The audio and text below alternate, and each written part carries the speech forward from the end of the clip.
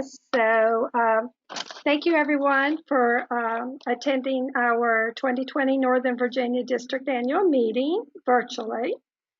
And the meeting will now be called to order, 7:08. And I did want to be sure that everyone knew that this meeting was being recorded. And just to begin with, welcome everyone. I'm Debbie Kilpatrick, the District Director for Northern Virginia District, PTA.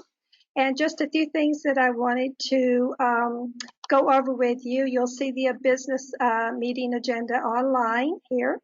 And there's just a few things. We do have some handouts that's available in the section. If you'll look to the right, there's several different areas that you can click on with a little arrow, and one is handouts. There's 5 uploaded, and those items include our district meeting minutes from 2019, our budgets that are due to be approved, and then the nominating committee report and the teller report, as well as our Virginia PTA President, Donna Colombo's remarks.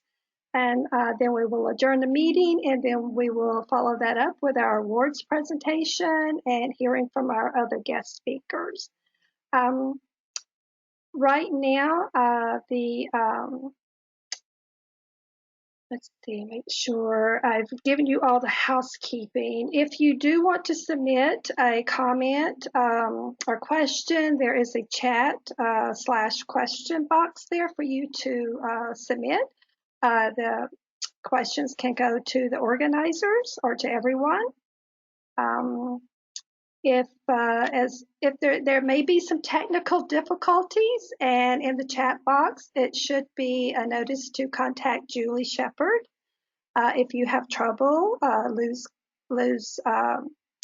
contact or whatever, or you're not hearing us. I do apologize. We've tried to practice the best that we can to present a quality meeting tonight. But as everyone knows, internet is kind of unpredictable, and I've been having trouble with my audio, so I am using my laptop speakers, and I certainly hope that you can all hear me okay. This is a webinar format, so while we can see the attendees, you are in mute right now. As we go through certain portions of this meeting tonight, we will unmute certain people so they can speak. And then we have our presenters who will be on the screen. So again, thank you very much. And our first order of business, our first order of business is to recognize our district executive board members. They are on your screen right now. I do want to thank all of them for their service over this past term. We have Tony, Denise, Julie, Mike, Martha, Toby, Kathy, Patricia, and then our council presidents are Katie, Maura, Jane Miskovich, who is just the immediate past council president for FCC PTA. And we'd like to welcome Kara Jenkins, the newly elected Fairfax County Council PTA. Other people that we would really like to recognize is our Virginia PTA officers for joining us tonight. We have Donna Colombo, President, Pam Kroom, President-elect, Jenna Alexander, Vice President of Advocacy, and Michelle Leet, Vice President of Training. So also joining us tonight is several school board members, and tonight it seems to be a very busy night. Lots of other organizations are hosting meetings, and some of our attendees will be in and out as they can, so you might not always see them on the attendee list, but please know they plan to join our meeting.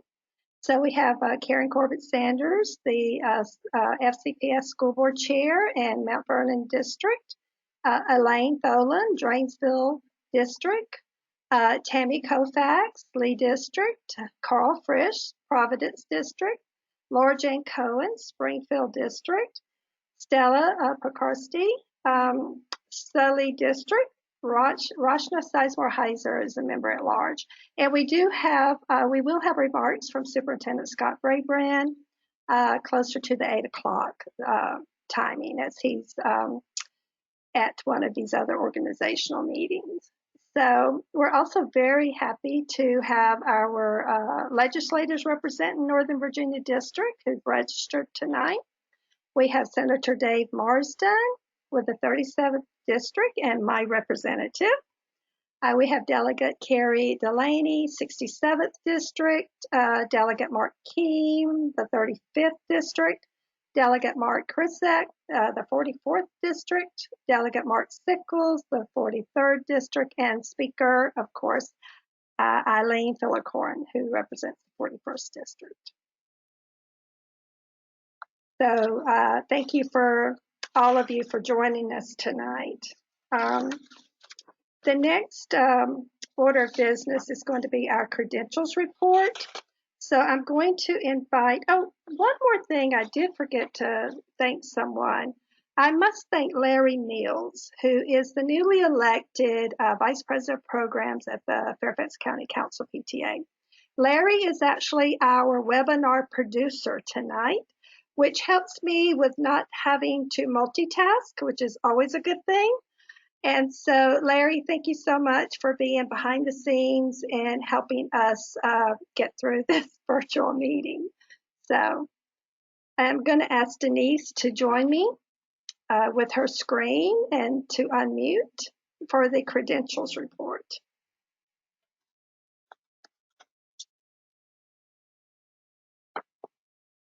Hi, Denise. Good evening. I'm Denise Bolton, the Secretary. In accordance with District Bylaws, Article 12, General Membership Meetings, Section 7, 25 of the authorized delegates shall constitute a quorum.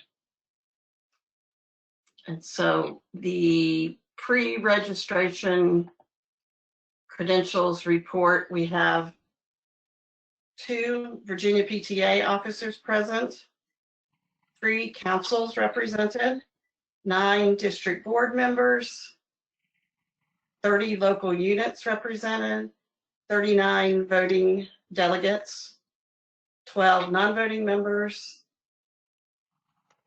for a total of 51 in attendance. By direction of the Credentials Committee, I move the adoption of this credentials report to be the official roll of voting members of this annual meeting. Okay, we have a motion made by Denise Bolton, Credentials Committee Chair. Coming from committee, the motion does not require a second. Any further discussion, please submit your questions in the question chat box. And we will note that there are more people online now than the numbers that we got before we started the meeting. And we appreciate we have 54 attendees, but we can't actually identify who's voting delegates at this after the meeting's already started. So this is what we had prior to the meeting. Julie, are there any chats, any questions? There are no questions. Okay. Well, seeing no questions, we are going to now vote by a poll, and the poll will be displayed on your screen, and the vote is to approve the annual meeting credentials report as presented.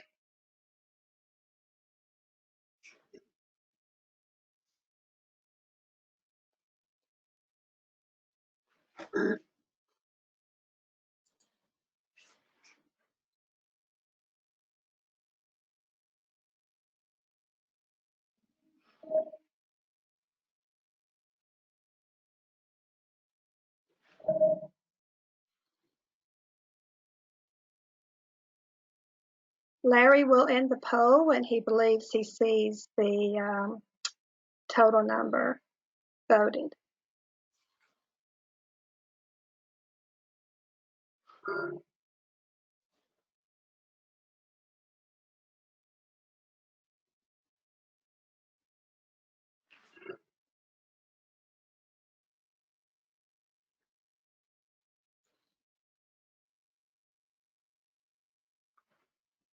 Okay. And we'll see. Okay. 1%.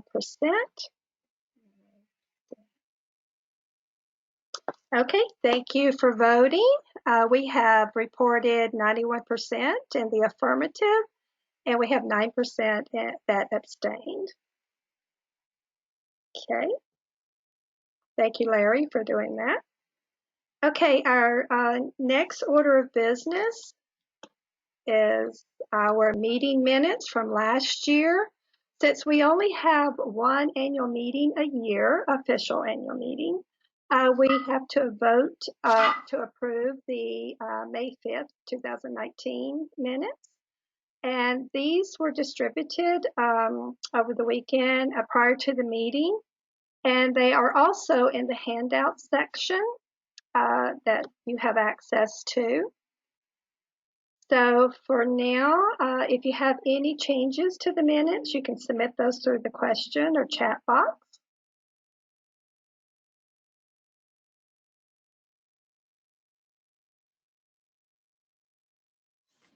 Julie, do you see any chat or questions about the minutes? No, there were no questions about the minutes, but I did want to report there were 3 people that were not able to select a response on the poll. Okay. And I'm not quite sure why that is. I know it's happened to me on other webinar when we've had polls. So I do apologize for that, but I appreciate their efforts to submit it. So is there a motion to approve the minutes as presented? This is Tony Shivers, Assistant District Director. I move that the May 5th, 2019 minutes be approved as presented. Thank you, Tony. Is there a second? This is Julie Shepard, Advocacy Chair for Northern Virginia District, and I second the motion. Thank you, Julie. So we are going to now also vote by poll. And so Larry will launch the poll. And I hope those who couldn't vote before will be able to this time.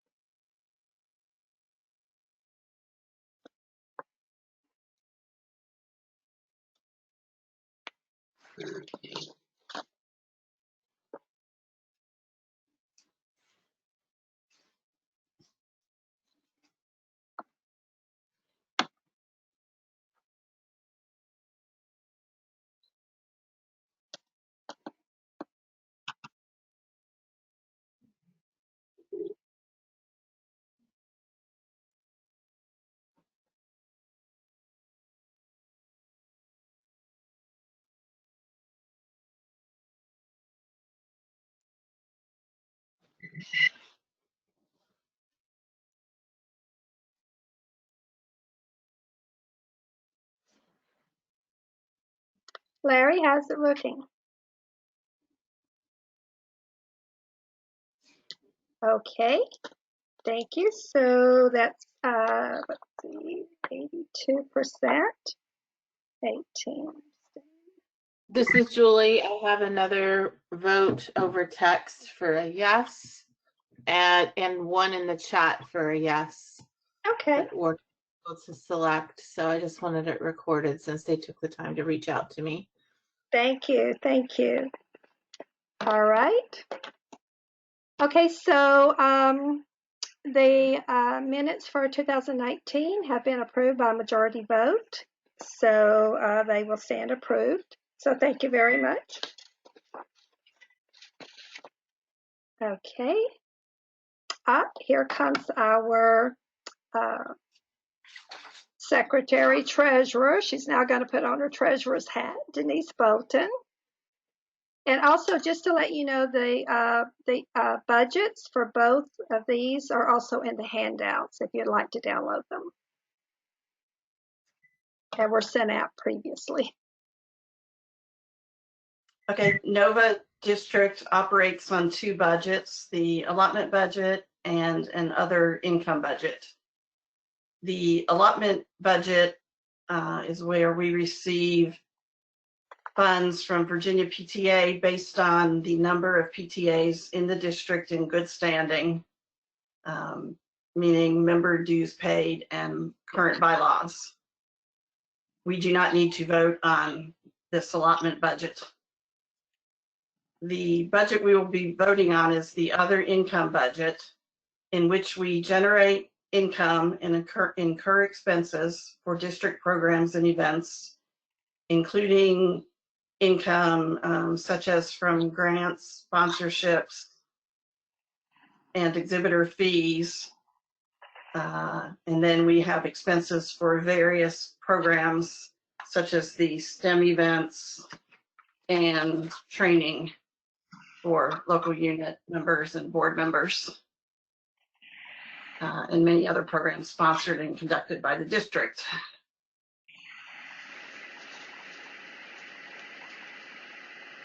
So by direction, I'll review it I'll review our other income budget very briefly.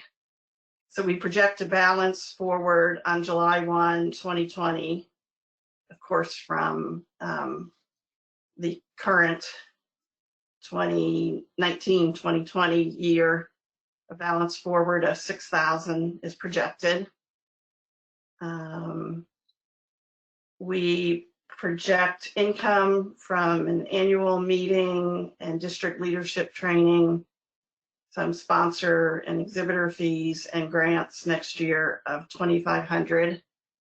Let's hope that next year we all get to conduct some of these activities in person. So a total income of $2,500, and we project expenses, including for an annual meeting, administrative expenses. Also, we send representatives for the district to the Virginia PTA Annual Conference, PTA General Assembly, and to national PTA events. And we have our standing committees conducting programs that reach out to our PTAs and students, volunteers, other PTA members to participate in. So we project our total expenses of $3,250, and we project we'll have a balance on hand on June 30, 2021 of $5,250. So by the direction of the Budget Committee, I move to approve the other income budget as presented. Okay, coming from committee, no second is needed. Any further discussion? Please respond in the question box.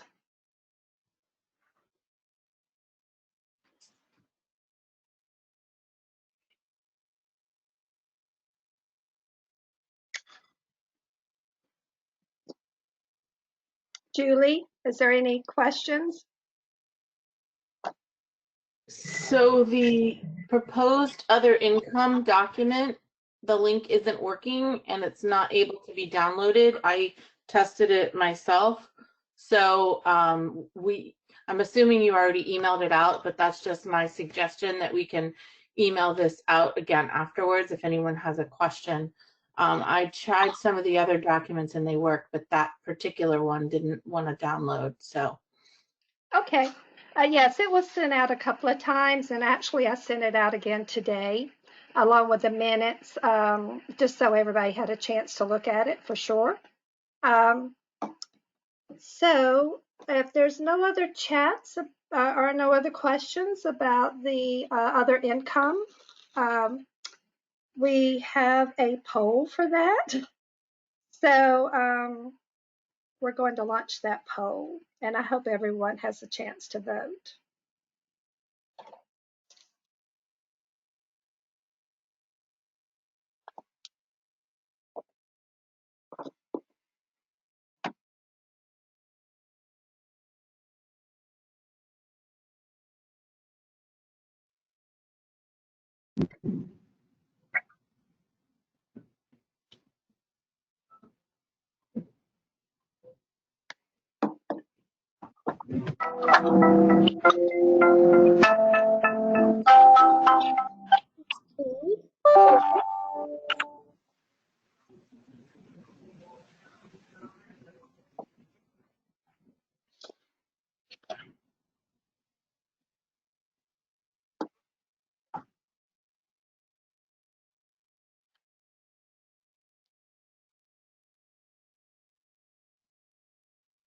Okay, we'll get those poll results. Let's see. Sorry, I can't see. What is it first? My screen is hidden. Oh, 92%. And I had 3 more people contact me with yeses. oh, great. Okay, +3 votes. Yes, right? Okay. Yes votes, and one person indicated that using Microsoft Edge worked for him when he switched browsers, so for voting. Oh, interesting. Okay. Yeah, I'm not sure. I'm using Chrome. It works for me, but sorry for anyone else who's having difficulties. Feel free to continue to reach out to me in the questions or text or Facebook message, whichever way you're reaching me. I'll make sure your votes get recorded. Thank you for your patience. All right. Thank you, Julie, for helping keep eyes on that. We really appreciate that.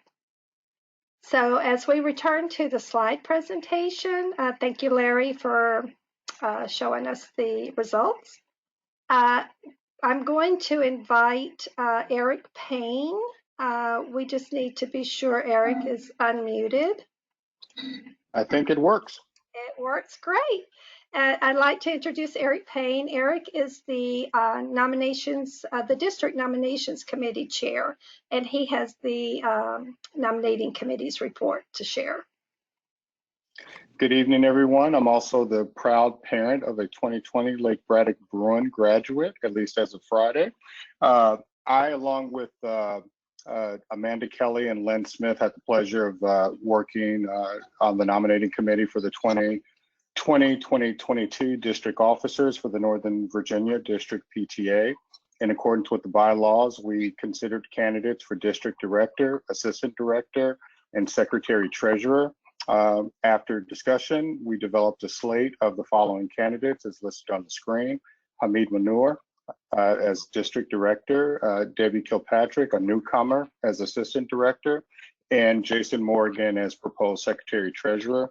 I'm not going to spend time talking about their qualifications and past experiences. They are extensive, they are well qualified, and we are confident that Northern Virginia District PTA will be in good hands for the next 2 years if the slate as proposed is approved. So I move that the district PTA consider approving the proposed slate of district officers as outlined in the nominating committee report. Thank you. Thank you, Eric. Really appreciate all the work that you and Amanda and Lynn put into serving for this 1-year position. So thank you very much. Now, just to let you know, there are 2 tellers. We had due to the COVID-19 situation, we were given permission to have electronic ballot voting for officers. So we did that. We issued the ballot and gave about 36 hours or more for people to vote, almost 4 days. And so the tellers for that is Julie Shepard and Denise Bolton. So I'm going to turn it over to Julie to give us a teller's report.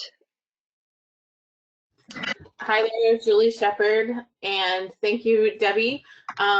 We closed the Google form, which was the method that we were using to tally the votes, this evening at about 6:15. We had 31 total votes cast. So for Hamid Munir for District Director, 31 votes cast and 31 yeses. Debbie Kilpatrick, Assistant Director, 31 votes cast, 31 yeses. And for Jason Morgan, Secretary Treasurer, 31 votes cast and 31 yeses. So congratulations to the new board. All right. Well, thank you, Julie. I really appreciate that. We, as Julie outlined, those numbers will go into our meeting minutes of this meeting tonight. And I want to congratulate Hamid and Jason. I look forward to working with both of you. And thank you to everyone who voted. I know it was a holiday weekend. Not everyone received the messages. We tried to be sure that only those who had registered for our meeting received the ballots to vote. And so while we had over, I think, 90 people registered earlier, I know it was a very busy weekend and lots of things going on. So we do appreciate those who were able to vote. And of course, we thank you for your support, for sure. So we are now through with our major business. And I just wanted to take an opportunity to thank our outgoing officers, Tony Shivers, who serves as Assistant District Director, and Denise Bolton, our Secretary Treasurer. It has been a true pleasure and honor for me to have worked with both of you for the last 2 years, and actually longer than that, but serving as the executive committee of the Northern Virginia District PTA.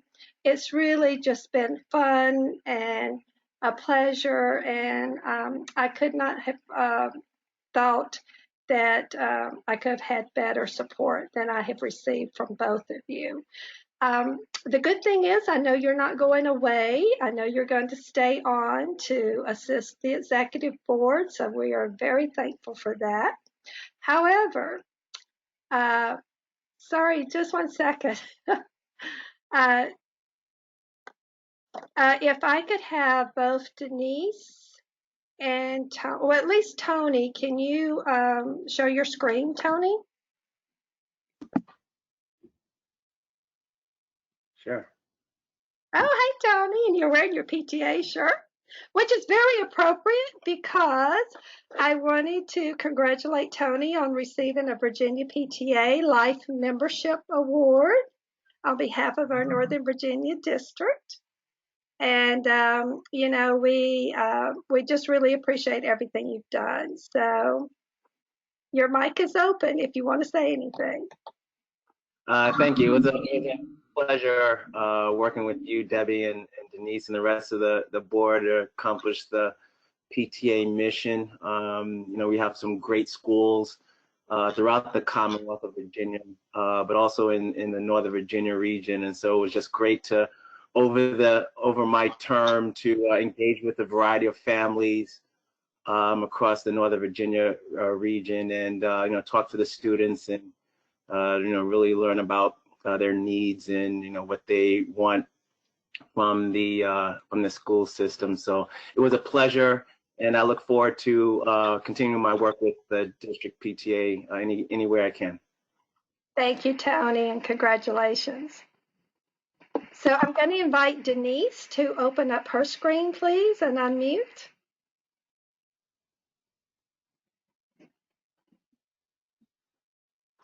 Hey, Denise.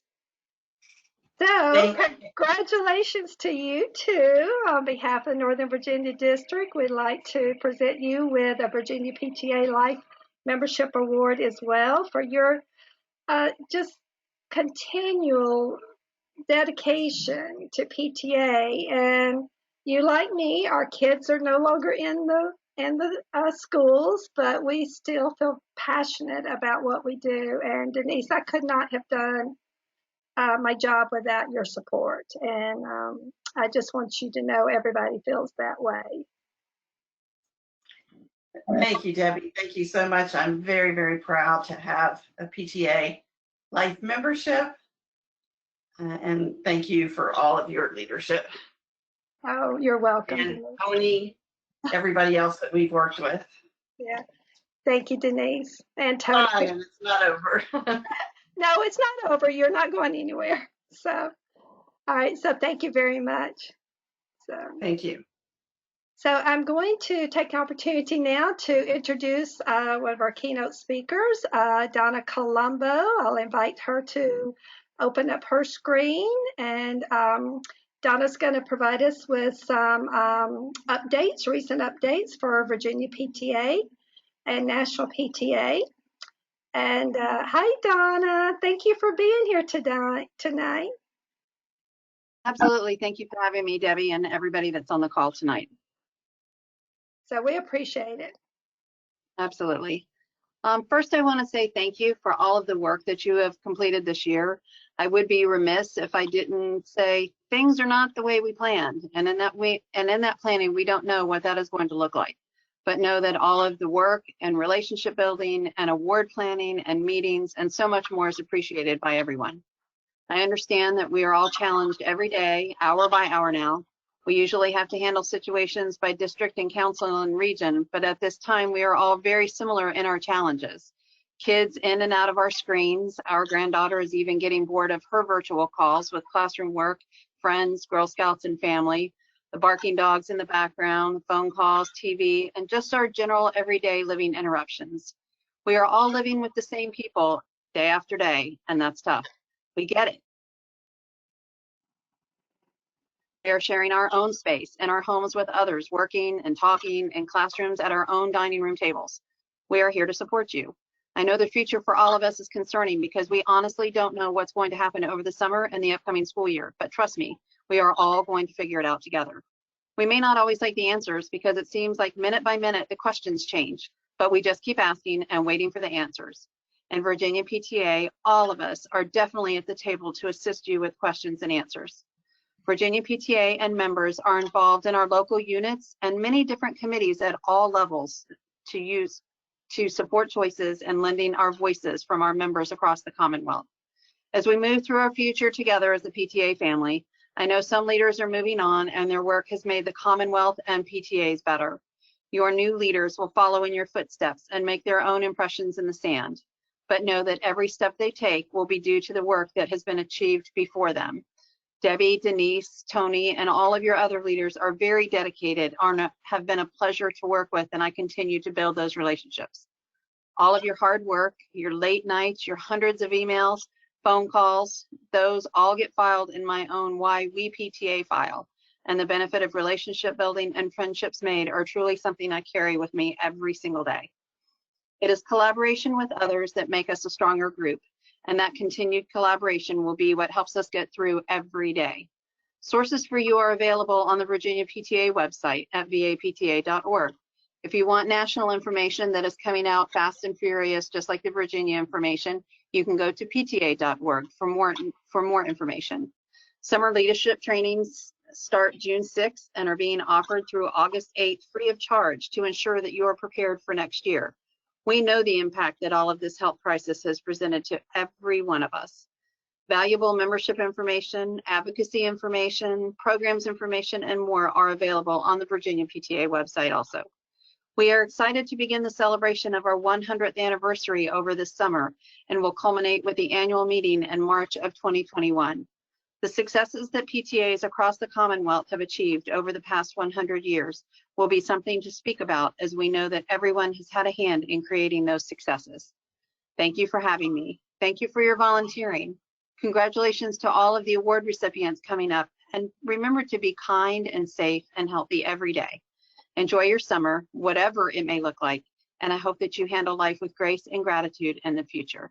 Thanks again for having me, Debbie, and to your committee for all of their hard work, and I look forward to working with all of you in the future. Thank you so much, Donna. We really appreciate it. Those were great words, and there's a lot of things that Virginia PTA is definitely doing for this summer for our leadership training, and as we move through the year, adapting as we need to adapt. And so I appreciate your leadership on that. And of course, the 100th anniversary is really big, and we're all kind of hoping we're going to get together, as we all hope to. And but we'll just be kind of planning it. Hopefully, it will happen. So I don't know if you. I know National PTA is actually doing their convention this year virtual, and I think registration ends, Donna, about the 12th of June. Yes, if you want to go to pta.org and look for more updates on that. I know that the full schedule has not been released yet. They are still working on that. I received information at the end of last week that they're still trying to figure out which election platform they're going to use, and which platform they're going to use for their virtual convention. It will last many days, but less hours, and obviously no traveling, to make sure that the impact that National has on all of us as valued members is able to be shared. And the price is only $50.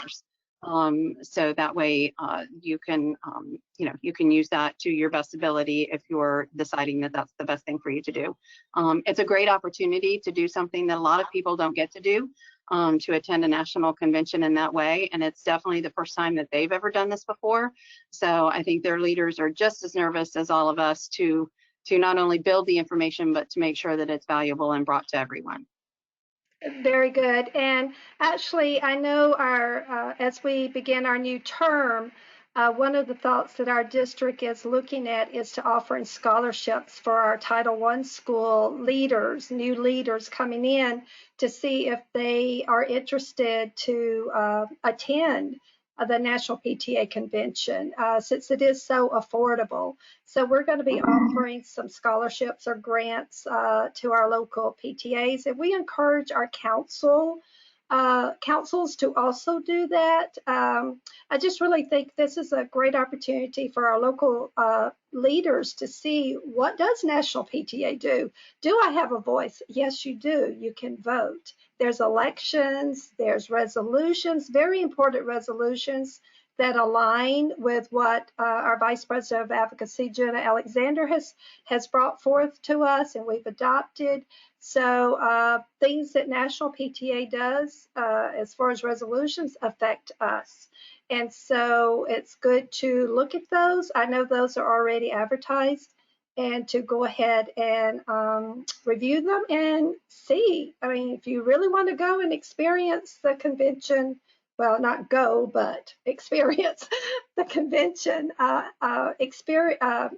atmosphere and collaboration, this is a great opportunity to do that. Plus, workshops are there. And I have to put a plug. I mean, we do have one of our own on the slated nominees, our Tony Shivers.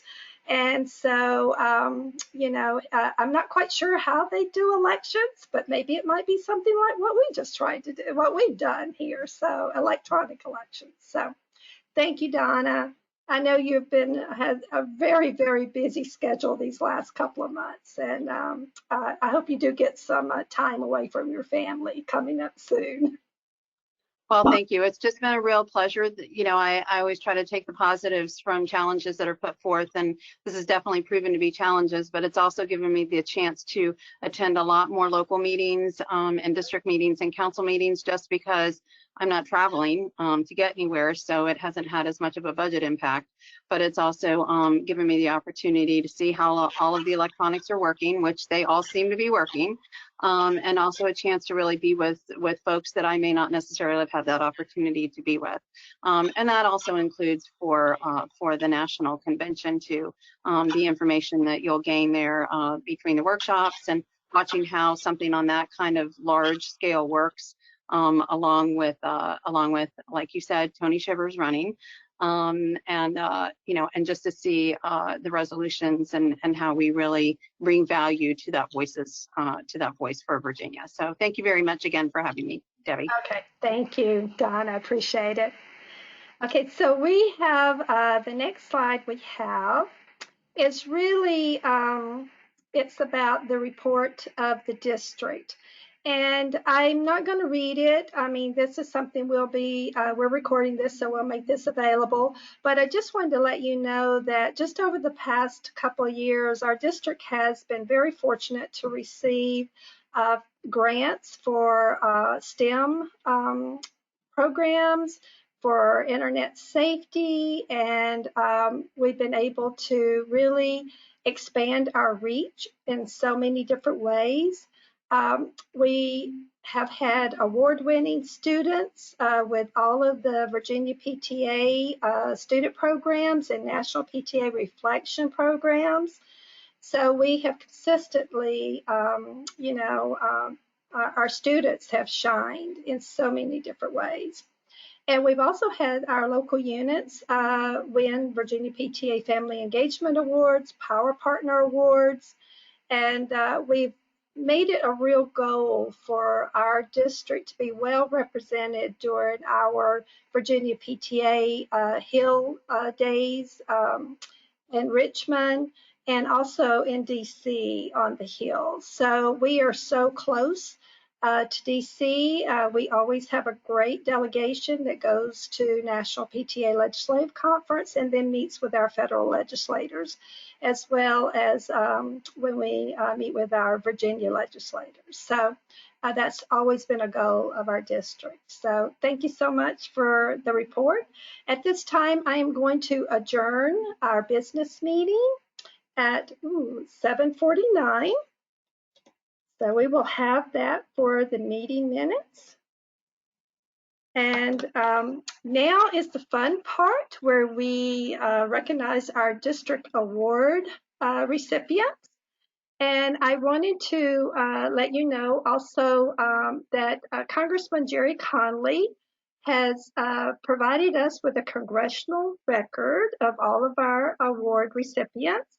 And I think this is probably the 7th or 8th year that he has done this for us. The document is in the handouts.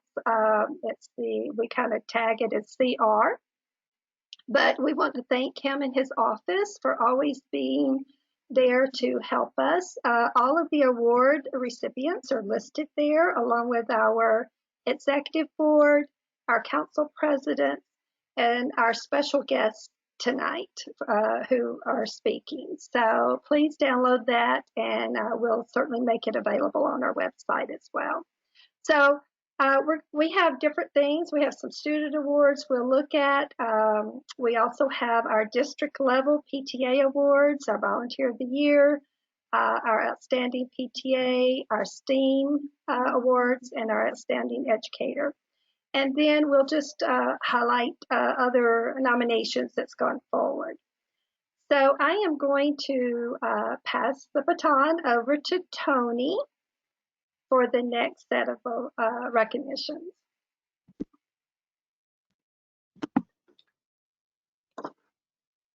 Thank you, Debbie. Appreciate that. Good evening again, everyone. This is Tony Shiver, the Assistant District Director. I'm honored to award, or not actually award, but announce some students, some awesome students here in the Northern Virginia region.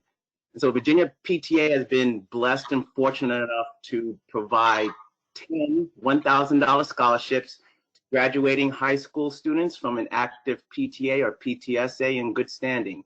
And in keeping with the vision and mission of the PTA, that mission being to make every child's potential a reality by engaging and empowering families and communities to advocate for all children.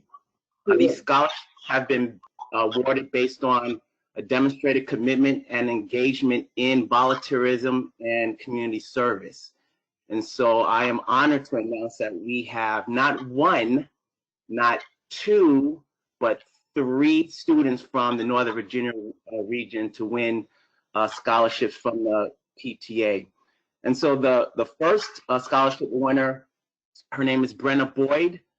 She is attending she's attending Thomas Edison High School in Alexandria.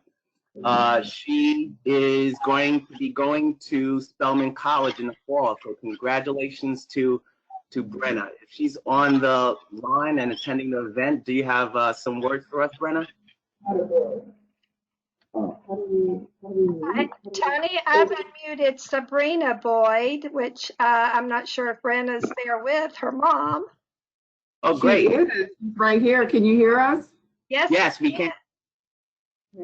Thank you so much for this opportunity to earn this scholarship and for pronouncing my name correctly. Really excited for this investment into my education. I'm excited to go out and change the world.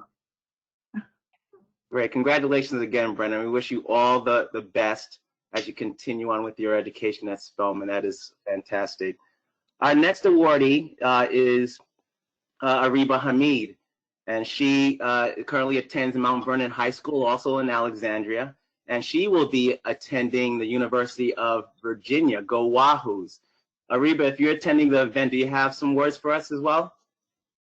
Yes, hello. Thank you so much for this award. The PTA does so many amazing things at our school, and my family has also been very active in it, so I'm glad to have received this award from the PTA.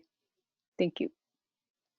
Thank you, Ariba. And again, like Brenna, we in the PTA family wish you all the best as you continue your education in Charlottesville, so stay safe and well. Our third and last awardee is Ashley Pearson, and she currently attends Hayfield Secondary School, also in Alexandria, and she's going to be attending in the fall my alma mater, the Pennsylvania State University. Ashley, if you're on the line, do you have some words for us? We are. This is actually Ashley's mom. She's delayed at work. She's working at Wegmans. Couldn't get off early, but she just wanted to thank the Virginia PTA and then the Hayfield Secondary PTA and all her teachers and coaches and counselors and leadership there at Hayfield that have been so supportive and just given her such a wonderful experience. And just want to say thank you as well. Thank you. Oh, no, thank you. And please send our thoughts and prayers in regards to Ashley as she finishes out.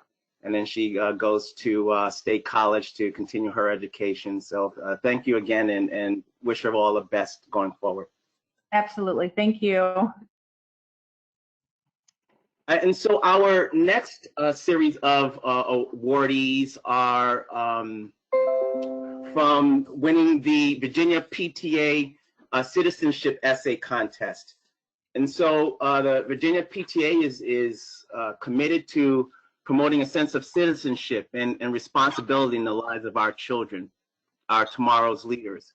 And to demonstrate that value, the Virginia PTA places a priority on good citizenship. And as a result, it is proud to sponsor and support and encourage all Virginia students to write an essay for its annual citizenship contest. And the theme for this school year is, what does it take to be a good citizen? And so we have several winners from the Northern Virginia district as well. Our first winner that has placed at the Virginia PTA level is Hamza Munir. He was placed in the K-2 division, first place, and currently is at Riverside ESPTA. Our second student that has placed is Charles Wynn. He's a special writer and achieved second place in the contest and currently attends Lake Braddock Secondary School. And then our third student awardee is Ella Ridgway. She's in the grades 6 through 8 division. She secured third place, and she also attends Lake Braddock. So congratulations to all three of our students for great work. Also, congratulations, and want to thank for all the students that actually have submitted work. It's a very competitive contest, and we appreciate all the efforts and the interest in the contest at the state level. And so next, I will turn it over to my awesome colleague, Kathy Petrini. She's the current Reflections Chair for Northern Virginia District, and she will talk about our reflection winners from the region. Thank you, Tony. Everybody who knows me knows I always love telling you how wonderful our reflection students are. We had 19 state winners from Northern Virginia this year and 3 who won national awards of merit. So we have first, you can see a still shot. He entered in the film category, so that's a still from his film. His name is Theo Whiteman. He was in the primary division. He's only a kindergartner, and he goes to McKinley Elementary School in Arlington. His film was called Look Within Others. Then we have another award of merit. This is also in the primary division for photography. Riley Zwieselsberger from Charles Barrett Elementary in Alexandria won for Within the Wall of War. You can see the photo there in the bottom corner of the page. That is his brother looking at the Korean War Memorial. And we've got one more this year. Our other award of merit was Charles Nguyen, 9th grader at Lake Braddock Secondary in Fairfax for Synapse. He won in the Special Artists Division. The theme, of course, was Look Within. So congratulations to our 3 national winners, to our 19 state winners, and to all of our 130 or so Northern Virginia winning students. Thank you so much, Kathy. You know all of these entries in such detail, and you know the students, and it's always wonderful when you are able to share your passion for reflections with all of us. And we do have outstanding students that are so talented. And so we hope that our students, even though we're kind of in a different situation this year, we hope that this summer they will work on the new theme, I Matter Because, and so that they have some free time to start looking to do new entries for the fall. Our district turn-in time will probably still be late or maybe early December. But once we get the dates from the Virginia PTA, then we will let our councils know about the due dates for the district. So thank you so much. So I'm going to now move into our local unit awards. Our Volunteer of the Year is a wonderful opportunity for PTAs to, or anyone really, to nominate those special volunteers that go above and beyond every day, every week, month by month, to do the work of the PTA. Whether they're supporting their students, the classroom, the teachers, the community. What they do is so valuable to all of us, to everyone within the community. And so the district has a Volunteer of the Year program that we offer to anyone who wishes to nominate another deserving person. And once we receive those and we recognize those, we also are asked to choose one from elementary and one from secondary to submit on to Virginia PTA for their statewide program. And so we wish we could always send everybody, but we at the district level understand the value of our volunteers. And so we really want to recognize every single one. So I would like to introduce you guys to Kim Grant with Little Run Elementary PTA. And Kim seems to be involved with everything there at Little Run. She manages the fun run, the bingo, the spring carnival. She raises lots of funds for the school. And, you know, she actually helped with a program that actually reduced the number of volunteers needed. And we know in our local schools, it's sometimes the same volunteers that do a lot of the work. But we try to make sure that everyone feels engaged, and Kim definitely does that. So Kim, let me see. I don't know if someone is scrolling. I think Kim, I saw Kim join us today. Are you there, Kim? Yes, I am. Sorry, I figured out how to unmute. That's okay. Well, Just congratulations, Kim. We have given you an award of distinction. So, and you have a well, little trophy. well, I very much appreciate that. I feel very fortunate to actually be a part of the Little Run community. It's an amazing, very small school, but small and mighty. It's pretty impressive, some of the things we do, and I definitely don't do any of it by myself. So, but this has been an honor to be recognized. So I appreciate that. Well, you are so welcome. And I promise with all the award recipients, each one of you do have a engraved memento from our district, and we will get it to you in some form or fashion, and so that you can have it, you know, and keep it as definitely a memento. So we really appreciate everything you're doing, Kim. Well, thank you. Thank you, hon. And I believe our next one is Molly Hunter. Let's see, did I see Molly? Did I skip by Molly? Oh, there you are, Molly. Sorry. So Molly is with Old Creek Elementary PTA. She is also receiving an award of distinction and an engraved trophy. And what we learned about Molly when our awards committee was reviewing the nomination forms is that Molly is a definite connector. She's very sociable. She always never meets a stranger. She's always has a friend. And she's really great at keeping people connected. And she's actually been involved in almost every PTA activity for the past 8 years. And those who nominated her felt like she has really made a lasting impact on the community. So congratulations, Molly. I think you're unmuted. Okay, well, thank you very much, Debbie.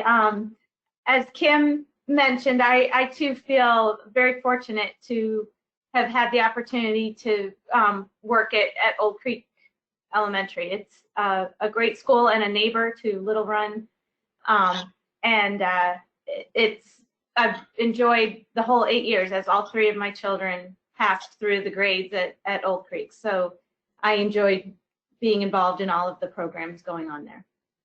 Well, thank you so much, Molly, and congratulations. And I know that Old Creek is so engaged, and they always find those wonderful volunteers that they can recognize. So we really appreciate that participation. And good luck over the summer. Thank you, Debbie. You too. Thank you, hon. So as I mentioned earlier, our awards committee does have to select one candidate to forward on to Virginia PTA. And that candidate this year is Kia Haynes with the Arlington County Montessori School PTA. And I'm going to talk a little bit about Kia, but I'm trying to unmute her, but you seem to be self-muted, Kia. So if you can unmute yourself.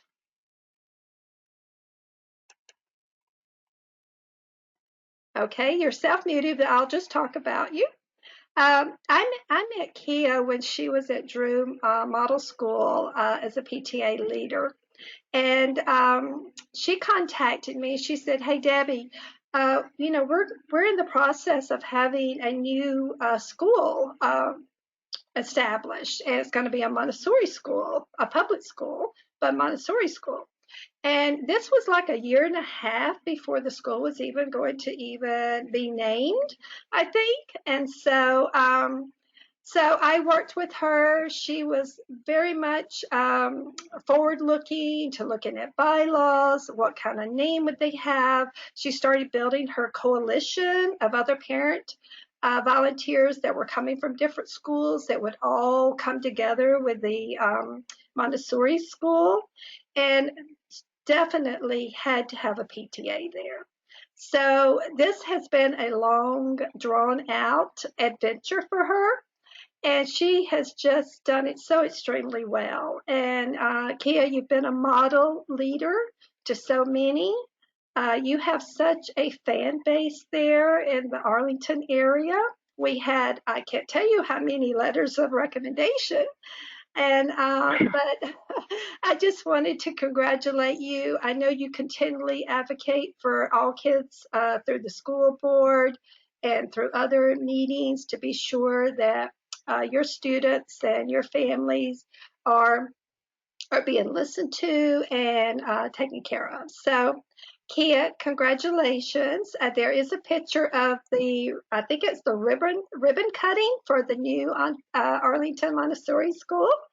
And I know there's been a name change since your PTA bylaws were adopted, but we won't worry about that right now. So, Kia. Hi, I figured out how to unmute. Thank you so much. Thank you, Debbie, for all your support. I feel absolutely blessed for my time with the PTA. I've made some lasting friendships with other PTA members and some deep connections with families and children. And before I sign off, I do want to say thank you to Susan, Karen, and Evan Thomas, because they've been with me since the beginning. And thank you to our wonderful principal, Katharina Genovi, because she has been the reason we've been able to create such a great partnership. Thank you so much. Well, thank you, Kia. And definitely you have been surrounded by wonderful support. And when you actually start off a new school and a new PTA, you really need that type of support to be successful. I understand you also won a membership award from Virginia PTA last year. So really great energy there at the Montessori school. So thank you, Kia. Thank you. All right.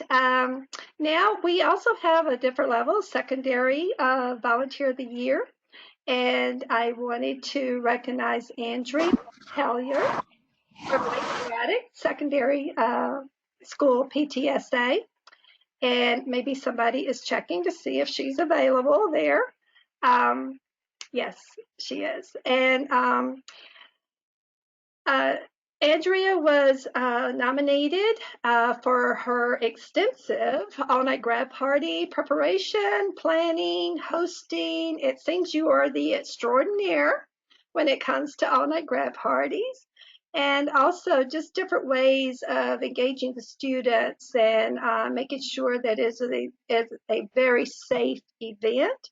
Unfortunately, this year it was probably a little bit different than in years past. So I hope everything still worked out at Lake Braddock for the kids to at least have some fun. So Adria, you are being awarded an award of distinction for all of your service.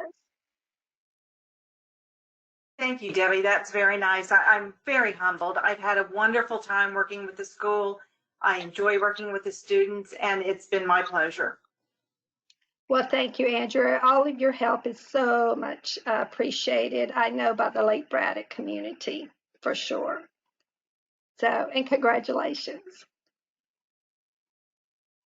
Okay, and the next, again, as I mentioned before, we do submit one finalist to Virginia PTA, and that person is Julie Shedd, who happens to also be from Lake Braddock Secondary PTSA.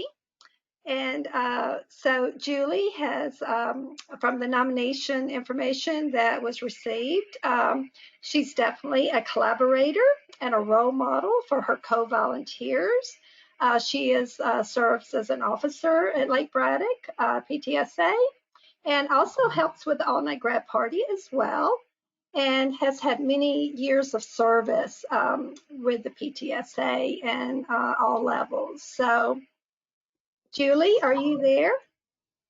Sure. Well, thank you so much. I'm actually very appreciative that Andrea was recognized as well, because I think it's been a great partnership between us. And obviously this year has been an interesting one as we try to figure out how we still acknowledge and recognize our seniors. But it's really a great team, and it's a huge team that manages to put on what I think is probably the best night of the year. So thank you very much. I appreciate the recognition. Oh, well, thank you, Julie. We really appreciate all that you do to support the kids and support staff there at Lake Braddock. So thank you all very much. Our next award is our District Outstanding PTA of the Year, and that goes to Laurel Ridge Elementary PTA. I hope that Jennifer King is there and being unmuted. But Laurel Ridge just continually kicks everything out of the park with the event planning that they do. They do so much as to actually promote internet safety, STEM.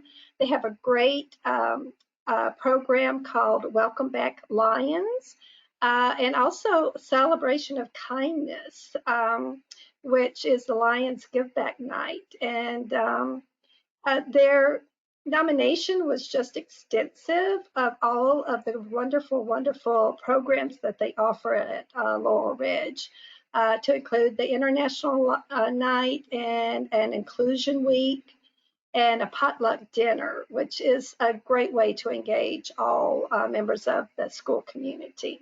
So Jennifer, are you there? Yes, thank you so much, Debbie. You are welcome. We feel extremely honored to receive this wonderful award, and we have to give thanks to all of your support and help throughout the year. Having a new board, Family Focus was one of our main events, and we were ecstatic to bring a new event to the school this year, which was our Celebration of Kindness, so that our Lions could learn back how to give back to our community by doing acts of kindness. So thank you so much. We are very blessed that you guys see us as this. Thank you.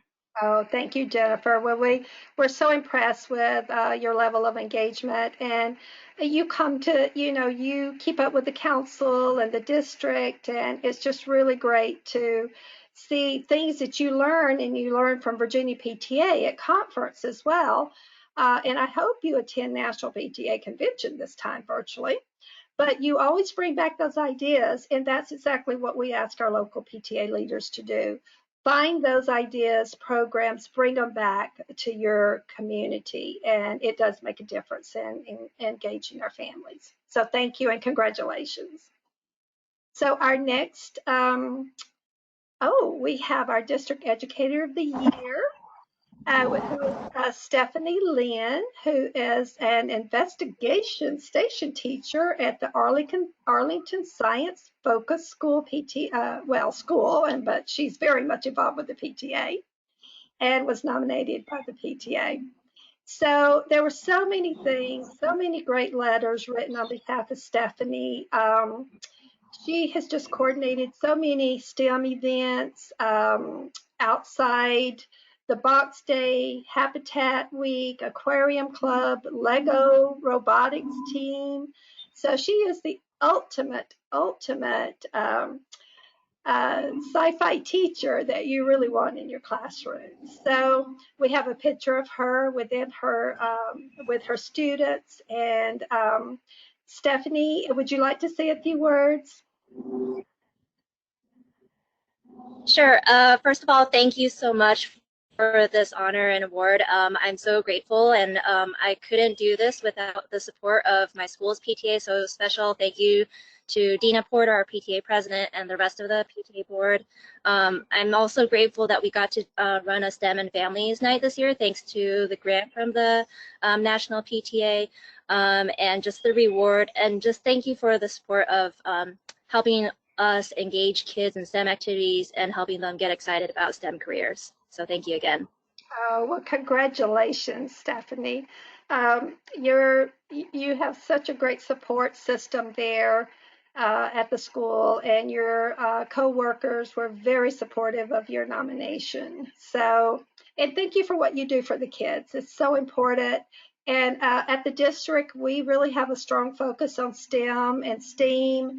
And so it's really great when we see our teachers so engaged with our students, and it just is something for the future that we all have to look at. So thank you so much, and thanks to Dina for all of her support in providing me with photos of you. So the next, speaking of STEM and STEAM, I wanted to congratulate the Arlington Special Education PTA and the Fairfax Special Education PTA of being co-recipients of the District STEAM PTA of the Year Award. And last fall, our district sponsored an iSTEAM event for our students with special needs. And we couldn't have done it without our two SEPTAs putting the information out, helping with the planning, making sure that their families had everything they needed. It was just a wonderful, wonderful event. And we had over 150 families there. We had exhibitors. We had local community groups sharing their services for the families. We had great door prizes. And so it was a really great collaboration. So do I have Jonna with the Arlington SEPTA? Let me see if Jonna has her microphone on. And I have Michelle Cades. So let me. Hi, Debbie. Jonna? Is that Jonna or Michelle? Sorry, it seems my dog is a little excited about the award. Good. Thank you very much for selecting us for this honor. We really enjoyed the event and the program. Couldn't have done it without you encouraging and supporting us to jump in with it. And we especially enjoyed that it gave students with disabilities an opportunity to learn in a non-traditional classroom setting, which was a really awesome opportunity. Thank you, Michelle. I really appreciate that. And, you know, your partnership ongoing. I'm actually a PTA member of SEPTA. And so it's just great with the leadership that you have shown, you know, to so many families here in Fairfax area. So, and I think Jonna also open.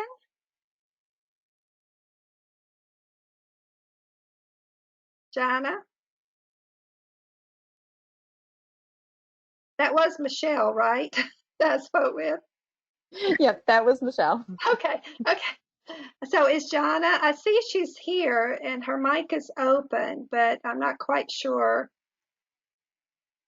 if she can talk with us. She's got a question mark next to her. Oh, she's got a question. Julie, can you check the questions?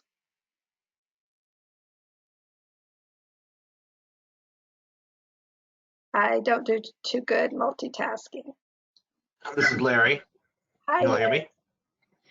Jonna, right? Sorry, this is Jonna. I'm having issues with my microphone. So she is aware. I'm sure she's extra grateful. So thank you, Jonna. Yes, congratulations, Jonna. We really appreciate all that. Arlington SEPTA was our first special education PTA in the state of Virginia. I had the honor of helping to organize that PTA.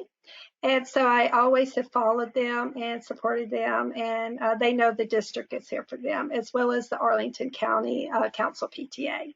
So thank you, Jonna. I'm sorry that you're having audio problems. So the next item on our agenda is talking about new PTAs. We have been working, Fairfax County Council, Kara Jenkins and I have been working with Bucknell Elementary School PTA. And they are in the process of reorganizing. So they were inactive for a few years, but their parents there, and some of them are joining us here tonight. And their principal has been instrumental in getting their PTA back on track. And we have a meeting coming up to adopt their bylaws virtually. And so they've already elected officers. And so we hope by the fall they are fully operational. And so I just wanted to give a shout out to Bucknell, to their Bucknell Bulldogs. So we're really excited to work with them. And I just did want to mention Virginia PTA has a family engagement and power partner nominations that's been open. And I have learned from Carrie O'Brien, the family engagement chair at the state level, that we had 3 nominations from our district. We had 2 nominations for the family engagement program, and that's from Lake Braddock Secondary PTSA and Laurel Ridge Elementary PTA.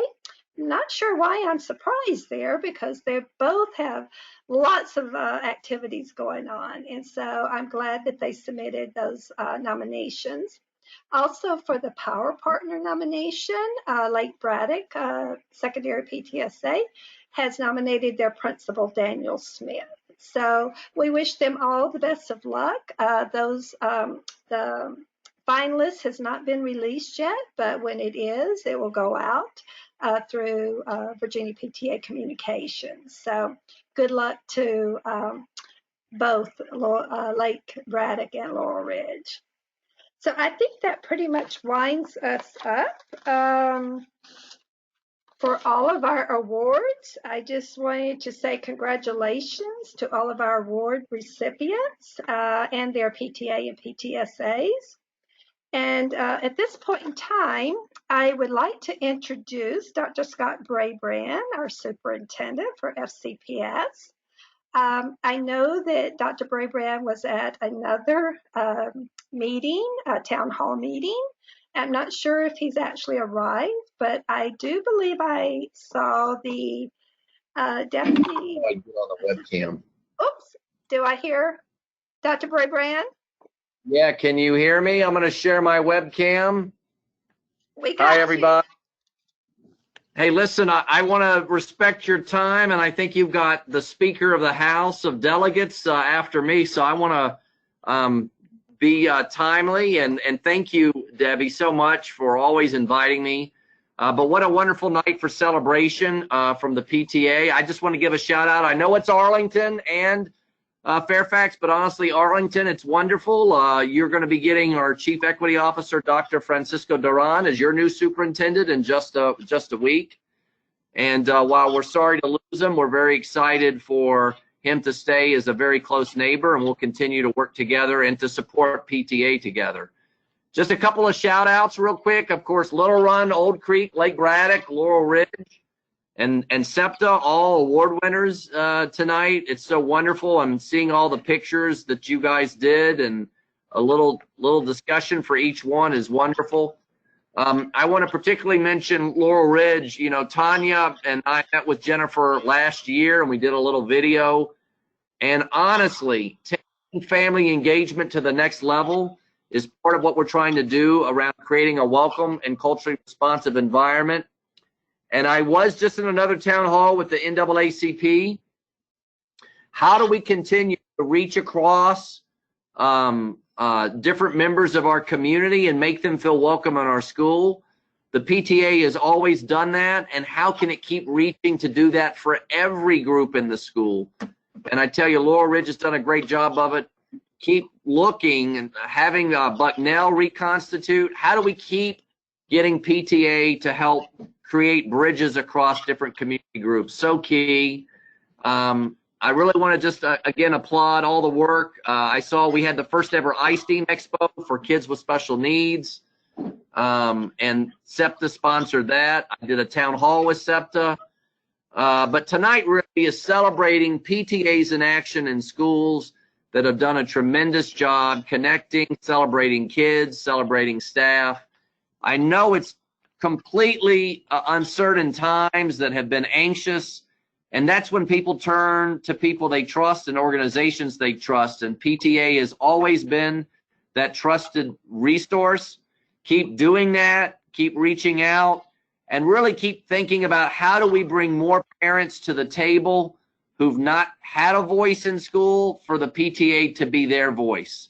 So you know, maybe in the future we have a joint PTA, NAACP, SEPTA meeting. and we bring all those different groups of parents together and celebrate and have a town hall and ask questions and learn together. But again, what a wonderful celebration of PTA tonight. Congratulations, Debbie, for your leadership, and I look forward to continuing to support the PTA in the weeks and months ahead. And I also want to thank the Speaker of the House for being here, Eileen Fillicorn, and all that our state leadership, in addition to our local leadership, is doing to try to help the community during this just unprecedented time. So thanks for inviting me, and have a great evening. Thank you so much, Dr. Brabrand. We really, really appreciate you taking time. I know you've had a very busy month, several months almost, trying to deal with everything. And I'm glad that your previous commitment of with the town hall with NAACP ended in time for you to come and join us here tonight. So, well, thanks for inviting me. I was honored to attend, and keep going. PTA, now more than ever, parents need you, and the school system needs you to be a leader for kids and for families. So keep reaching out about how we can help at the individual school level and at the system level in the weeks ahead. Thank you. We certainly will. Thanks so much. So that brings us to our keynote speaker, Virginia Speaker of the House, Eileen Fillicorn. And I've just put up a few important details that we want to be sure that we recognize. She is the first woman in the 400 years history of Virginia's legislature to hold the Speaker of the House position. Congratulations again. And, you know, you are a representative of the 41st District, and that includes parts of Fairfax and West Springfield. And the most important thing, I think, when I was reading your bio is that you were a PTA board member when your kids were in school at FCPS. So I said, I knew I liked you anyway, but this is really awesome. So I just wanted to welcome you to our meeting tonight. Thank you so much. Thanks to Lindsay and Tyler for coordinating your schedule for you to be here tonight. I see you all over at different town halls, and you know it's amazing how much we can accomplish just through our computer. But I did want to let you know, just to give you, we look forward to hearing from you. And we do have some questions that we have received from our attendees ahead of time. And so Tony Shivers is going to be our moderator, I guess, to kind of ask those questions after you have a time to just share what you would like to share with us for tonight. And I'm going to close my screen and mute so that it's all you to take the lead, and with Tony. So thank you so much, Eileen, for joining us tonight. Thank you, Debbie. Can you hear me? I can, yes. Muted. Okay, great. Well, thank you so much, Debbie. It was great to see you, I say in air quotes. Thank you for the introduction, and thank you so much for your years of service to the Fairfax County, to our students, teachers, parents, just to our community in general, Northern Virginia, and really, truly the entire Commonwealth. So I have certainly enjoyed working with you. We go back many, many years, and everything you do, you do and you focus on to improve the lives of Virginians and children in our region, and it's quite clear. And I know you're going to continue to serve our children well. So thank you, and I appreciate your friendship. And certainly was great seeing you throughout the Commonwealth over the years, and every session as well, in Richmond. I also just want to take a moment to recognize Unmuted. His newly selected director and secretary. I look forward to working with you all, and just as we continue to fight for a brighter future for every child, and continue our work together. It was so exciting for me to get on a little bit early and have an opportunity to see all these award winners.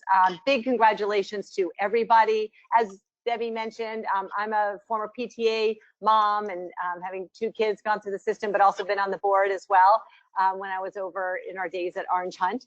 And it was exciting for me to see all that you guys do day in and day out. And I'd be remiss if I didn't give a special congratulations to Laurel Ridge Elementary, Little Run, Old Creek, Lake Braddock, all were schools in the 41st district, so which is my House of Delegates district. But all kidding aside, it's great to see what all of you are doing for all of our kids. So thank you so much. It's great also for me to be here with so many friends and to see, not really to see you, but to be here virtually with you all. And I've had the opportunity to work with you and your organization and see you in Richmond and lobbying on behalf of our kids and just in so many of the schools over a number of years. I figured I'd just start. I know we're running out of time. It was a long meeting for you all with lots of exciting information, and it was great to see Dr. Brayman as well. But I just thought I'd start off by telling you a little bit about where we are this past session, and make mention of the budget, of course, and some key issues that I know that you all are concerned about and interested in. And I'd be remiss if I didn't start by just mentioning, COVID-19, obviously, and hoping that you all and your families are healthy and hanging in there. I know this is unprecedented times and uncharted territory. And as Dr. Brayman mentioned as well, it's just very uncertain for everybody. But we all know that with you all at the helm and doing what you're doing, the PTAs, that we will, and with what we're doing at the state and all of us working together, we're going to get through this, no doubt. And I certainly appreciate the opportunity we all have to visit like this remotely. Doesn't make up for in person, but it's what we have right now. So we had our session again, as we always do, starting in January, and we're uniquely the first state in and out in the entire country with regard to the legislature. So we're in 45 or 60 days, always starting in January. And so we had quite a session. It was historic on lots of fronts. We delivered on so many promises that we made and touched upon so many issues, things that we've been trying to make progress on for years. And so it was a very exciting session when you think about it that way, and historic and, as well. So many different issues that we were focusing on, but we adjourned within 45, within the days. And literally the day we adjourned was the day the governor declared a state of emergency. And of course, we've been where we all are, quarantined, ever since. So it's been a challenge. My expectation was I would have an opportunity to travel around the Commonwealth and to come to PTAs and to come into schools and back to talking with, parents and kids about all of our successes and how we really moved the ball forward and made lives better and improved lives of Virginians. But obviously we haven't had that, that opportunity. It was, I figured I'll just start by mentioning a few of the bills and a few of the issues that I know you all are particularly interested in, and then we can also delve into the budget as well and what that means moving forward. We had an opportunity to pass historic gun violence prevention legislation this year. That I know is an issue that's near and dear to your hearts and certainly to many of ours as well. And we delivered on gun violence prevention. It's all about keeping Virginians safer. And we literally passed 7 bills that will, each and every one of them will save lives. One of them was critical to children, the Child Access Prevention Bill. And when this law takes effect, it will increase the penalty for endangering children with a recklessly unsecured firearm. Every year, far too many lives are tragically cut short by gun violence in the Commonwealth. And, we had an opportunity this past session, actually in the summer, when the governor called a special session on gun violence prevention, of passing some legislation. And unfortunately, we were unsuccessful in doing so because the session was adjourned quickly without even debating or discussing the bills. So this year, one of the first things we knew we were going to do was, pass some gun violence prevention bills. So by passing these bills, these legislation, there's no doubt that each and every one of these bills will save lives, and therefore the Commonwealth will be safer for, for all Virginians, but, mostly our youngest and most vulnerable. And that's, the reason you all do what you do every single day. School safety has always been a top priority for, for us, for parents, for educators, students, all of us here on the call. And quite clearly, our kids' safety cannot be taken for granted. This year we passed legislation that will require every public school to provide parents with at least 24 hours notice before a school conducts any lockdown drill. We also passed legislation to improve school resource officers, SROs, training standards, which will now also include training on implicit bias awareness and also alternative ways to de-escalate certain techniques to do so. We also passed legislation that'll improve the collection and reporting of data related to instances involving students and SROs. We passed bills focused around criminal justice, making our criminal justice system fairer for all Virginians. That includes legislation that tackles the school to prison pipeline in the Commonwealth as well. We delivered on ratifying the Equal Rights Amendment. How long have we been, talking about, making it equal and enshrining women in the Constitution? We focused on the environment, and we had success as it relates to anti-discrimination legislation. I know this is something that we're all concerned about, not just in regionally, but really across the Commonwealth. We had an opportunity to pass the most expansive non-discrimination legislation, making it illegal to discriminate against someone based on who they love. We created a new advisory committee that'll work with the Department of Education to review SOLs and provide recommendations to improve cultural relevance and ways and practices to be more inclusive.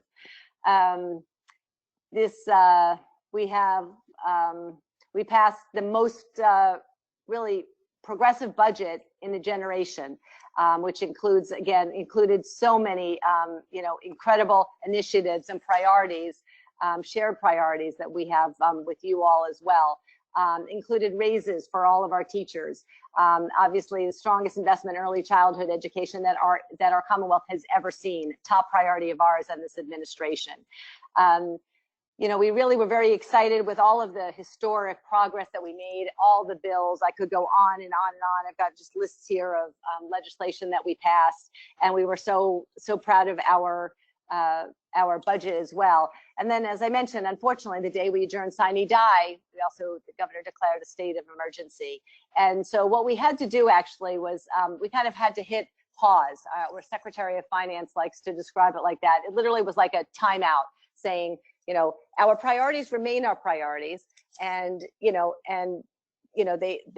passed. However, given the health, the economic, the financial crisis we find ourselves in, this huge economic crisis that's created by COVID-19, we have to pause. We have to take a temporary budget timeout and have to pause all new spending, until we have an opportunity to kind of reevaluate and see where we are and see what the economic landscape looks like. And that's what we're going to be doing in July.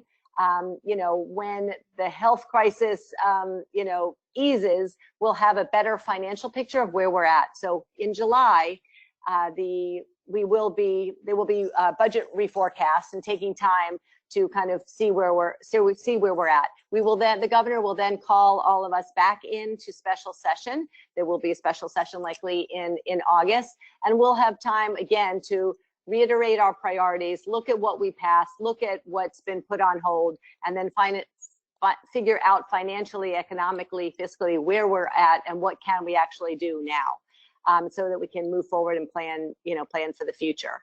So we've come very far, and I know you have lots of questions, but I just wanted to mention some of our successes that we had this year. You all have been, stalwarts in standing up for the issues and the values that are so important to our kids in schools and really all Virginians. And I've enjoyed the opportunity to work with you and look forward to doing so in the future. And just hope you all know that all the time and energy that you spend in Richmond is not for naught, quite the opposite, but having the opportunity for us to connect with you and for you all to knock doors and to come to those hearings and to testify and to share with us why it's important we do X, Y, and Z is invaluable. There's nothing really more important and more persuasive to us as legislators than having an opportunity to hear from our constituents about what is important and why. I'd also be remiss if I didn't say it was a historic session in addition to legislation. You know, obviously being the first, you know, female speaker in all 400-year history was kind of shocking that it took that long, but that was, you know, obviously historic. We also had my colleague and friend, the first African-American woman as majority leader in Charnel Herring. We have also our first pro tem Senator Louise Lucas, African-American Senator Louise Lucas. And we had the most diverse General Assembly that we've ever had. And so what does that really mean? Well, it means we're providing an opportunity for individuals and constituents to have a voice. In many cases, never had a voice before. And again, that makes all of us better. It provides more of an insight into how people think, what we should be focused on. And it was just wonderful to see the progress that we were able to make and the historic nature based on, you know, on all of these things. We had, you know, we had more bills introduced than ever before, more bills passed than ever before. So anyway, that gives you kind of an update, a little snapshot of what this session was like, where we are today with regard to the budget and moving forward. And I just wanted to thank you for the opportunity and look forward. Hello, Tony, how are you? Hi, Madam Speaker, how are you? Good, thank you. Good to see you. Good to see you too, and really appreciate taking time out to really be with us. I know you're really busy under the circumstances, and you know, regardless, you would be busy anyway. But really appreciate you taking time out to be with us. We had many questions that came in from our membership over the last few days, and wanted just to highlight a couple of them while we still have time. That are kind of going along some similar themes. One of which, and you can appreciate this, Madam Speaker, is dealing with our students dealing with mental health. Going through the challenges that we are going through right now, students and their families. Knowing that there was a priority and there was a push to really establish that one counselor per 250 student ratio, ensure that our students have access to high quality mental health care. I was wondering, did you have any thoughts on how the House could continue to support access to high quality mental health care despite the physical challenges that we may see down the road? Thank you, Tony. I appreciate that question. And you know, that we had great hopes for reaching that, you know, that ratio. And this has been a top priority for a long time. And, you know, arguably it's even more important today than it was when we were voting on it and passing that, you know, that budget back a few months ago. I think there's no question about it. You know, it's, as I mentioned earlier, yeah, everything's kind of, you know, on hold right now with regard to the budget. You know, as we have this, you know, time out and just spend some time with the reforecasting. But it has been a priority for the new Democratic majority this year, and will maintain a priority. And as I, you know, implied, it's even more important now. So, you know, we were able to pass legislation that set Virginia on the right path. And you know, it's all about increasing the ratio and providing more, you know, more resources with regard to the school counselor ratio. But unfortunately, the budget isn't what it was before. And, you know, so unfortunately, I think, as with many other of our, you know, progressive victories, we're going to have to hold off right now. In July, after we're finished with the reforecast, we'll know better where we're at. I, you know, love to hear your thoughts. I know, and you know, I'm in touch with many of you all on a regular basis, and I know this continues to be a top priority, and just know it continues to be our priority as well. And anything that we can do to provide a better, you know, school counselor, you know, student ratio, we will do. And just dealing with mental health in general, and especially now, I think we're all aware what we're going through and what these students are going through right now has just provided so many additional challenges for for students as well. And, and I think, especially our kids, I think that the new challenges, the new stresses that they're under, we're going to have to deal with that, and we will all be dealing with that moving forward. Right, right. Thank you for that. And Madam Speaker, I know the budget situation is fluid right now, and there's a lot of unknowns. But as far as just policies themselves, what have you been thinking about as far as your policy priorities heading into the next session? Wow, we haven't had a second really to to think about all that. I talk so often about how excited we were and of our successes this past session, and we are, and there were many. And I could pick any one of those and say that while we were able to move the ball forward, there's always further we can go. And and I think the art is legislating is definitely not. It's all about compromise, and it's all about moving the ball forward. And as I've said before, often you think about it as incremental change. Right. We really were bold and strategic in moving things forward this session, but on all of these fronts, there's so much more we can do. And when you think about what we had, just looking at our budget as it relates to education and kids and safety, so many successes that were that are on hold right now. So we're going to go right back and push further, and anything that we're not able to get funded right now, you will see us back again. And even where we had successes, there's still that much more that we can do. And we look towards you all too for ideas and suggestions, and and pressure. Lobbying all of us in Richmond makes a difference, as I said. Yeah.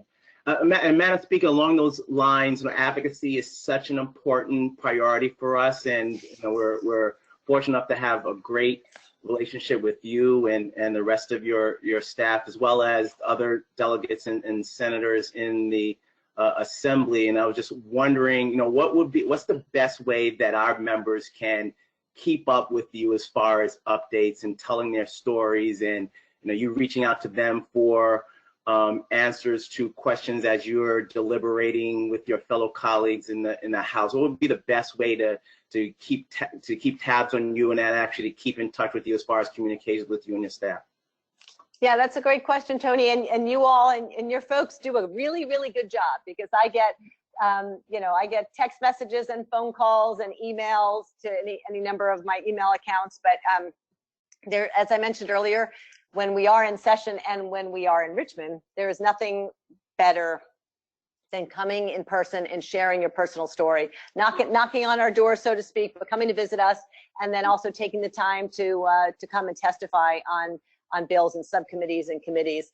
I just can't tell you how persuasive that is, and helpful to really relate one-on-one and hear the personal stories as to why this affects you, why this affects your family, your kids.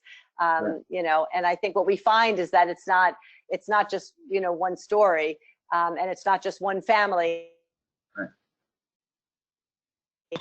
It's also not just one region. It's invariably all around the Commonwealth. But as far as just sending emails and text messages and connecting with our staff is great. Many of us hold town hall meetings regularly. I used to hold coffees regularly. Now everything we do is virtual, but there's lots of opportunities to stay in touch that way, and and just sending updates. And also, most of us also send out an electronic newsletter regularly too, so you can certainly find out where we're going to be. And Right. Most of us will put on their deadlines for for drafting legislation as well. We're always looking for ideas for legislation too, and much of the good legislation and bills that we've gotten through have come from folks like yourself who have an idea and send it along. So you mentioned you all going to be reconvening in August for a special session, and then heading into January you all are starting to meet up again. Can you give us any sense of what is life like going to be at the state capitol kind of going forward, as far as protocols, as far as us coming in to meet with our senators and delegates? Can you give us some insights? Has any of that protocols have been established, or is that still being discussed right now? It is definitely still being discussed. we had an opportunity. We actually returned for a reconvene session, as you all probably know, just for one day. And we now will have the opportunity to meet remotely and to move forward remotely. And so that's a possibility. We're waiting to see if we're still in a state, if there's still a declared state of emergency. That if we are, that will enable us to reconvene either for boards or for commissions or for special session remotely. We don't know exactly where we'll be when. We hardly know where we'll be next week. And as you all know, there's just an announcement today that that our region in Northern Virginia actually is moving towards, the governor announced today at his press conference, reopening in phase 1.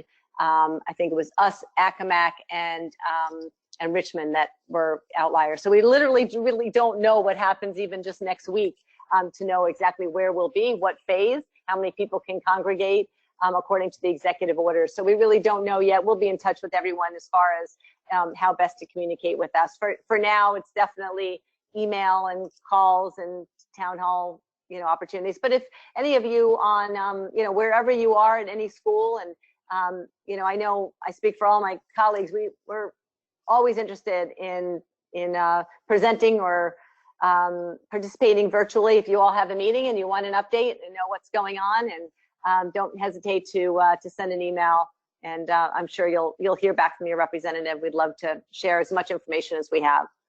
Great. And again, I know you gave us, with the budget, and again, that's being fluid. Is there anything that you're particularly concerned about at this time? Not really having a lot of information at your disposal, but any insights you can give us as far as any potential cuts to any education line items, or anything we can do to help advocate our cause and represent our schools and our PTAs heading into the August budget session? We made, again, we made such progress between the budget and the legislation, and it's disconcerting for all of us to think that the money is not going to be there for all of it.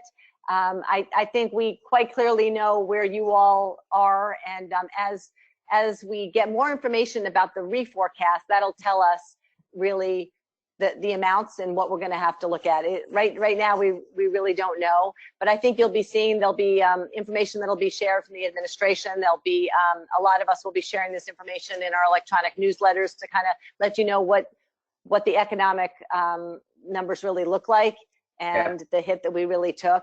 And but again, just know that our kids' education, and all the issues that concern you have always been and will remain our top priorities. And after working as hard as you all did, as hard as we all did, lobbying and pushing and standing up for what's in the best interest of our kids, we're going to stand firm in those positions, but we have to be realistic.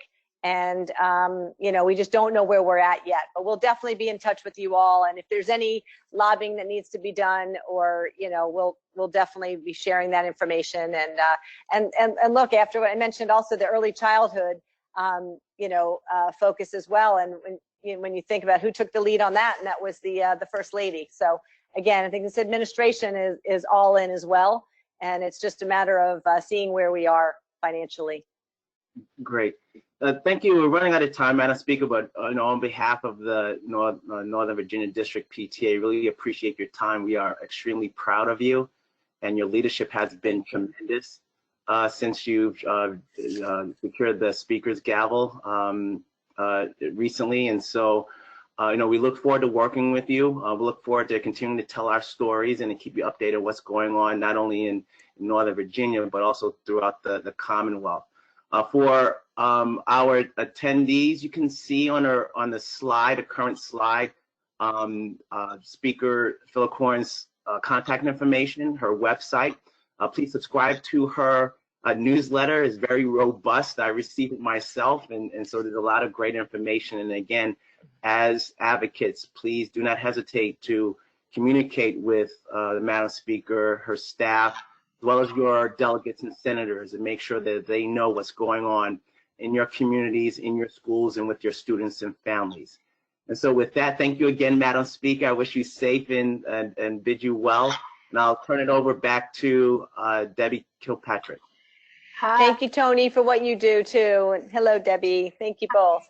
Hi, Tony, great job. Thank you for sharing some of the questions that we received. There were more than he had time to cover, so we might end up sending you or Tyler a quick follow-up email with some of those additional questions, because I know some of our attendees that's joining us tonight had submitted those questions.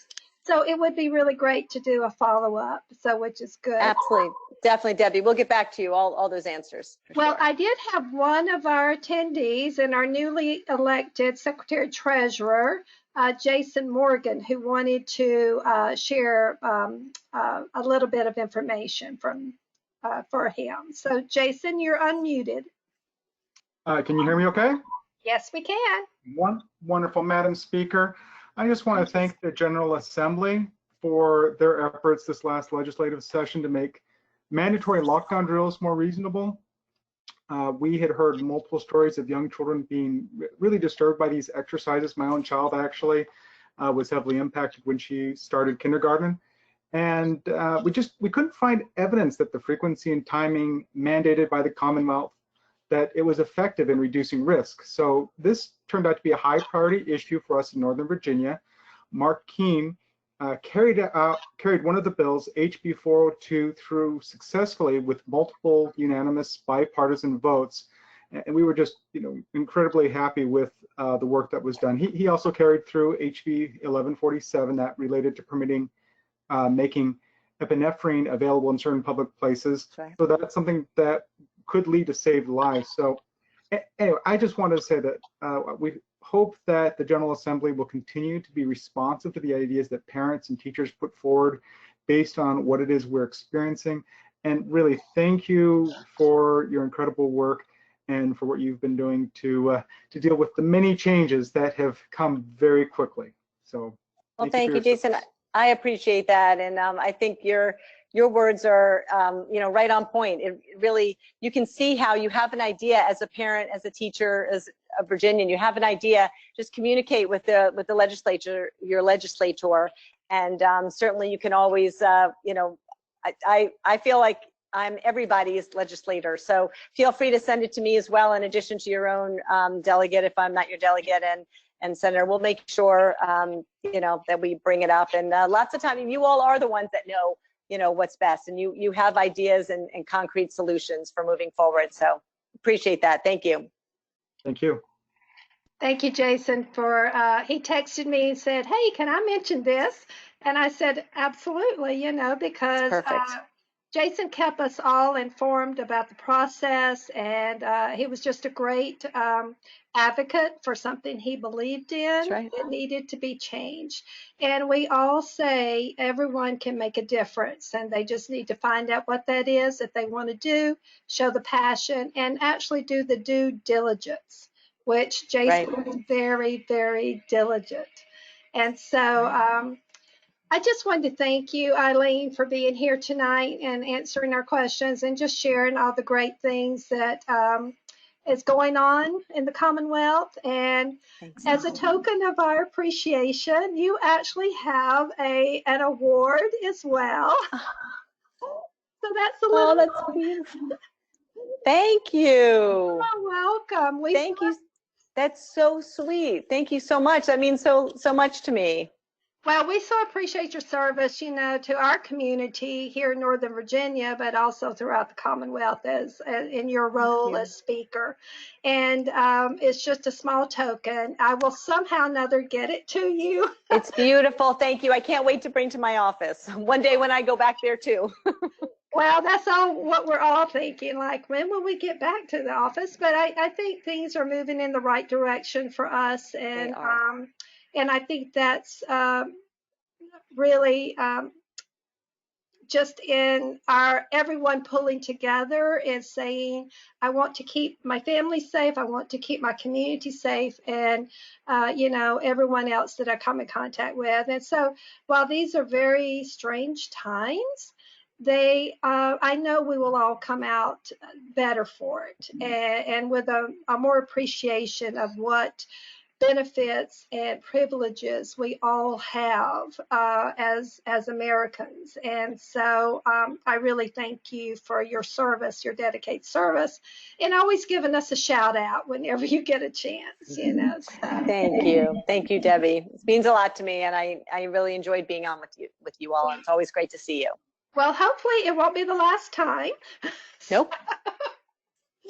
So I am going to close our meeting, adjourn our meeting. I did want to thank everyone for attending tonight.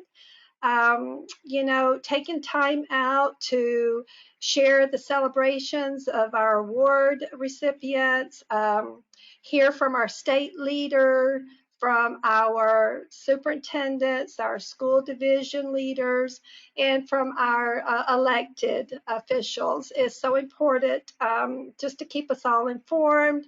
It's also good for them to see what we're doing as well as the PTA, as I know they really, really appreciate what our community volunteers do every single day.